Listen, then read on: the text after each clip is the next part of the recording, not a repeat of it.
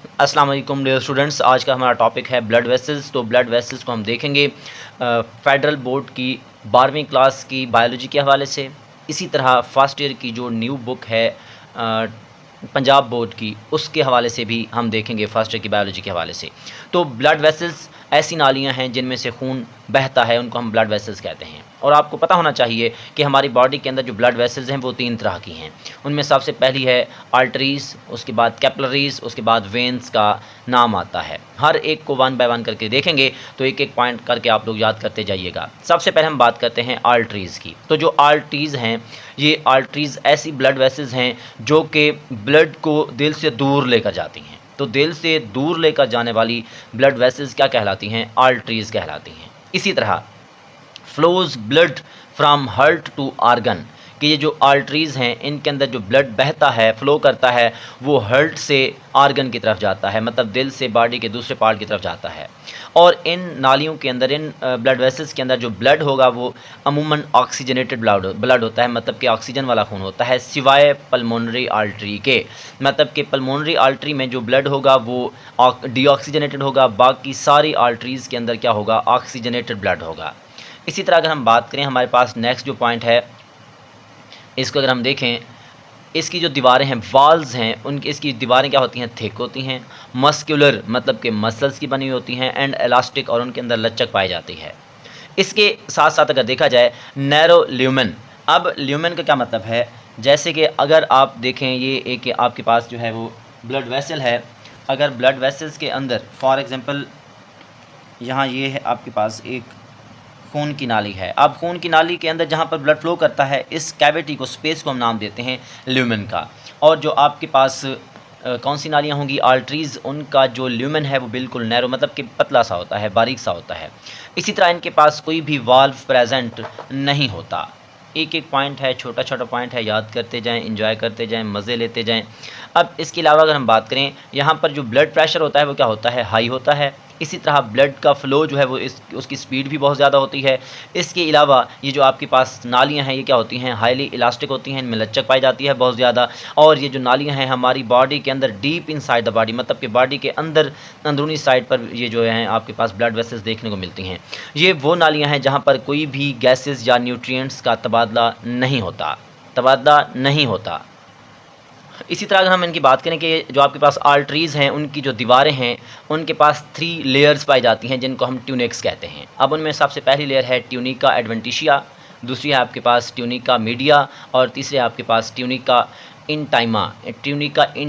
तो ये 3 तरह की लेयर्स जो हैं वो पाई जाती हैं आर्टरीज़ की दीवारों के अंदर। जैसे कि अगर आप यहाँ पर डायग्राम देखें, ये आपके पास एक आर्टरी की डायग्राम है। ये आपके पास सबसे बैरूनी लेयर जो है, जो कनेक्टिव टिश्यू से मिलकर बनती है, उसको हम ट्यूनिका एडवेंटिशिया कहते हैं। जो मिडल लेयर है उसको हम क्या कहते हैं? जो कि स्मूथ मसल से मिलकर बनती है, उसको हम ट्यूनिका मीडिया का नाम देते हैं। और जो इनर मोस्ट लेयर है, जो कि एंडोथेलियम और इलास्टिक टिश्यू से मिलकर बनती है, उनको हम ट्यूनिका इंटाइमा कहते हैं। ये आप लोगों ने डायग्राम भी बनानी होगी। अब इसी तरह अगर हम बात करें कि हमारे पास जो ट्यूनिका एडवेंटिशिया है, ये आउटर मोस्ट लेयर है, ट्यूनिका मीडिया ये मिडल लेयर है, ट्यूनिका इंटाइमा ये इनर मोस्ट लेयर है। अब ये जो आपके पास सबसे बैरूनी लेयर है, जिसको हमने ट्यूनिका एडवेंटिशिया का नाम दिया है, composed of white fibrous connective tissue, कि ये वाइट फाइब्रस, सफ़ेद कलर के जो है फाइब्रस कनेक्टिव टिश्यू से मिलकर बनती है। इसी तरह आपके पास जो ट्यूनिका मीडिया है, जो कि मिडल लेयर है, ये क्या होती है कि मैनी लेयर्ड इन थिकनेस, इसकी थिकनेस में बहुत सारी, मतलब कि लेयर्स जो हैं वो इसकी थिकनेस को बना रही होती हैं। कंसिस्ट ऑफ 1 और 2 layers of circular smooth muscle cell, कि इनके अंदर एक या जो है 2 लेयर्स होती हैं, किस चीज़ की? सर्कुलर स्मूथ मसल्स की, जो कि इसको क्या कर रही होती हैं? बना रही होती हैं। इसी तरह अगर हम ट्यूनिका इंटाइमा की बात करें, जो कि इनर मोस्ट लेयर है, ये सिंपल स्कैमस एपिथेलियम पर जो है वो मुश्तमिल होती है। इसी तरह अगर हम मज़ीद आर्टरीज़ के बारे में देखें, तो एक एक पॉइंट करके आप लोग देखेंगे कि जो आर्टरियोल्स हैं, मतलब कि आर्टरीज़ जब डिवाइड होती हैं तो वहाँ से आर्टरियोल्स बनते हैं। तो जितने भी आर्टरियोल्स हैं वो क्या करते हैं? Transport blood from small arteries to capillaries, के आर्टरीज़ जो हैं, सॉरी आर्टरियोल्स जो हैं, वो ब्लड को ट्रांसपोर्ट करते हैं कहाँ से? छोटी आर्टरीज़ से किस चीज़ की तरफ? कैपिलरीज़ की तरफ। और जो आपके पास एओल्टा है, एओल्टा का जो डायमीटर है वो 23 मिलीमीटर होता है। इसी तरह जो आर्टरियोल्स हैं, उनका जो आपके पास डायमीटर है वो कितना है? 0.2 मिलीमीटर होता है। ये MCQs भी आप लोगों ने माइंड में रखने हैं। ये जो पहली ब्लड वेसल थी जिसको हमने आर्टरीज़ का नाम दिया है। ये सारे का सारा उसमें आप लोगों ने याद करना है। ये MCQs के हवाले से भी बहुत ज़्यादा इंपॉर्टेंट है, लॉन्ग क्वेश्चन के हवाले से भी बहुत ज़्यादा इंपॉर्टेंट है।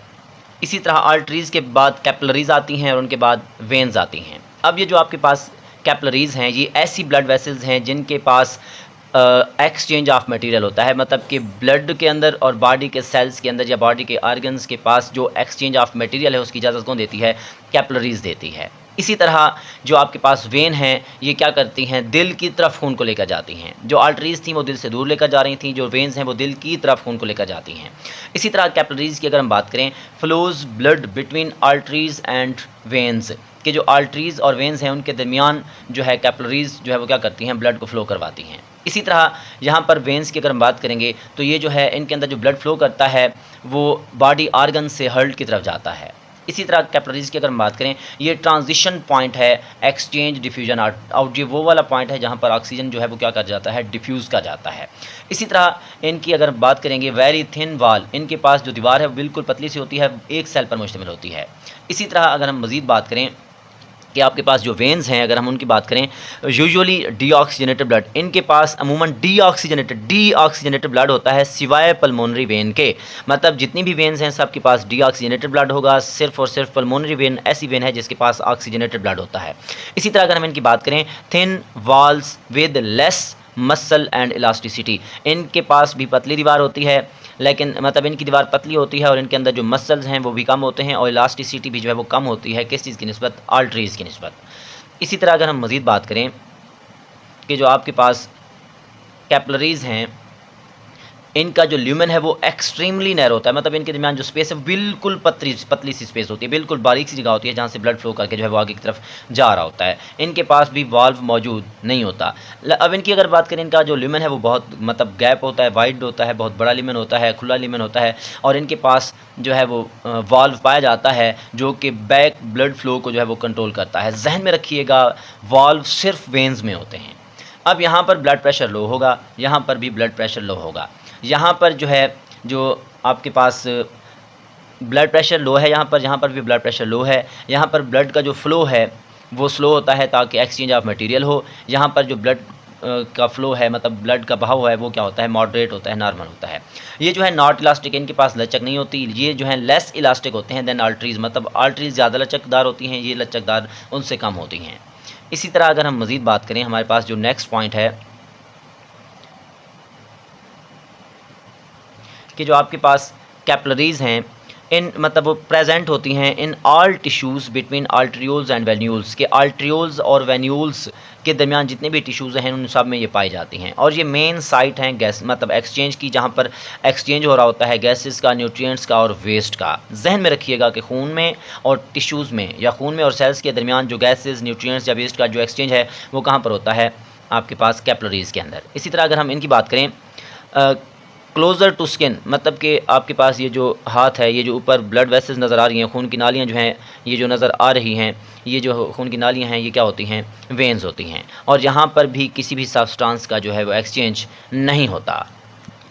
इसी तरह आप लोग कैपिलरीज़ में और चीज़ याद करोगे कि 7 से 9 माइक्रोमीटर इनका डायमीटर होता है, इनकी लंबाई 1 मिलीमीटर होती है और जो रेड ब्लड सेल्स हैं वो फ्लो करते हैं through most of capillaries in a single file.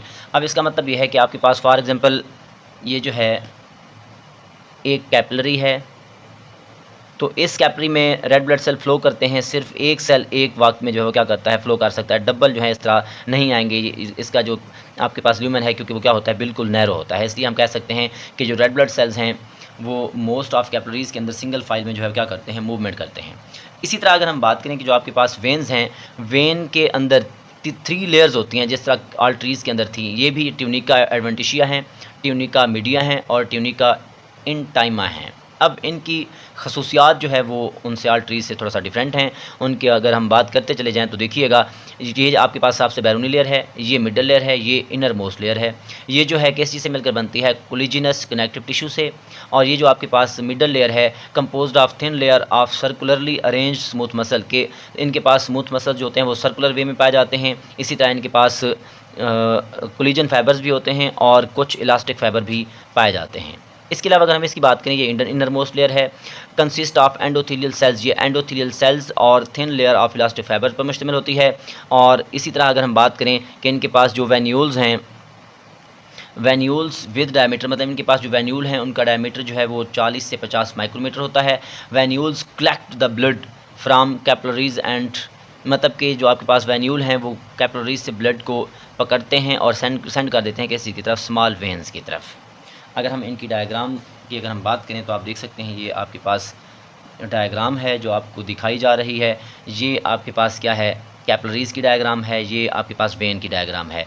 ये वेन ट्यूनिका एडवेंटिशिया सबसे अंदरूनी लेयर, ट्यूनिका मीडिया दरमियानी लेयर, ट्यूनिका एडवेंटिशिया सबसे बैरूनी लेयर। इसमें एंडोथेलियम सेल होते हैं, इसमें इलास्टिक टिश्यू और स्मूथ मसल्स होते हैं, इसमें जो है कनेक्टिव टिश्यू जो है वो पाया जाता है। इसी तरह एक और चीज़ है कि आपके पास जो वेन्स हैं उनके अंदर जो वॉल्व पाया जाता है, अगर हम उसकी बात करें तो जहन में रखिएगा कि वो वेन्स जो 2 मिलीमीटर से ज़्यादा खुली होंगी उनमें वाल्व मौजूद होते हैं। These valves allow blood to flow to the heart only, इनके पास जो वाल्व है वो सिर्फ़ और सिर्फ ब्लड को हार्ट की तरफ भेजने की इजाज़त देता है। वाल्व प्रिवेंट बैक, मतलब कि ब्लड का वापसी बहाव ना हो, उसको रोकने के लिए जो है आपके पास वेन्स में क्या होते हैं, वाल्व मौजूद होते हैं। In valves are present in lower body parts only, मतलब कि हमारी जो बॉडी है, जो चेस्ट कैविटी है, उसके निचले बॉडी पार्ट के अंदर जो वेन्स होंगी वहाँ पर वाल्व होगा, ऊपर मौजूद नहीं होगा। फॉर एग्जांपल आपके पास ये एक वेन है, वेन के अंदर ये वाल्व जो है ये क्लोज़ है, और इसी तरह यहाँ पर ये जब वाल्व क्लोज़ होता है तो ये मतलब बंद हो जाता है, तो फॉर एग्जांपल ब्लड इधर से इधर आया तो वापसी भाव नहीं होता। ये अगर वाल्व खुला होगा तो यहाँ पर जो है वो ब्लड फ्लो कर रहा होता है, ये वेन है। तो इस तरीके से जो है हम क्या करते हैं, एक कंपैरिजन देखते हैं किसी के दरमियान, ब्लड वेसल्स के दरमियान। तो ये आपके पास एक वीडियो है जिसके अंदर हमने किस चीज़ को पढ़ा, ब्लड वेसल्स को। होप टॉपिक समझ आ गया होगा। तो दुआ में याद रखिएगा, सपोर्ट कीजिएगा, दुआएं दीजिएगा, मज़े लूटिएगा। जज़ाकल्लाह, अल्लाह हाफ़िज़।